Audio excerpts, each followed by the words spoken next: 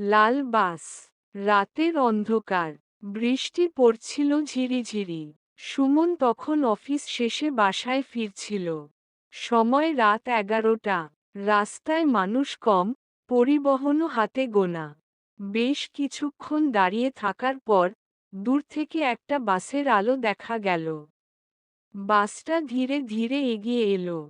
বাসটা ছিল সম্পূর্ণ লাল রঙের। ভেতরটা অদ্ভুত নিস্তব্ধ। চালক ও কন্ডাক্টর ছিল অন্ধকারে ঢাকা, যেন তাদের মুখ স্পষ্ট বোঝা যাচ্ছিল না। সুমন বাসে উঠে খেয়াল করল, ভেতরে কয়েকজন যাত্রী বসে আছে, কিন্তু তারা একদম চুপ।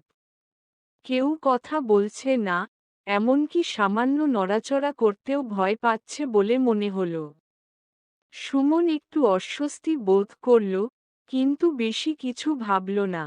কিছুক্ষণ পর হঠাৎ বাসের বাতিগুলো একবার জ্বলে উঠল, আবার নিভে গেল। হালকা ঠান্ডা বাতাস বইতে লাগল, যেন জানালাগুলো খোলা, অথচ সব জানালা বন্ধ ছিল। একসময় সুমনের পাশের সিটে বসা এক বৃদ্ধ কাঁপা কাঁপা কণ্ঠে বলল, তুমি কি নতুন? সুমন অবাক হয়ে বলল, হ্যাঁ, আমি প্রথমবার এই রুটে উঠলাম। কেন?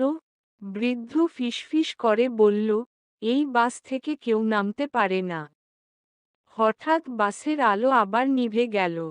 এক মুহূর্তের জন্য সম্পূর্ণ অন্ধকার।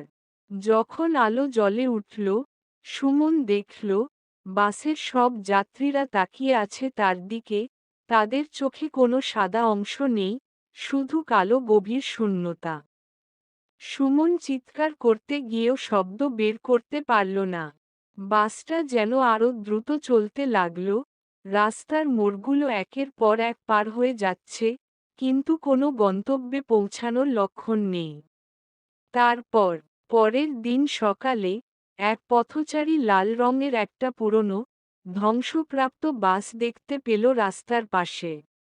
সেখানে কোনো চালক ছিল না, কোনো যাত্রী ছিল না, শুধু একটি মোবাইল পড়ে ছিল সিটের উপর, যার স্ক্রিনে লেখা ছিল, কেউ বাস থেকে নামে না।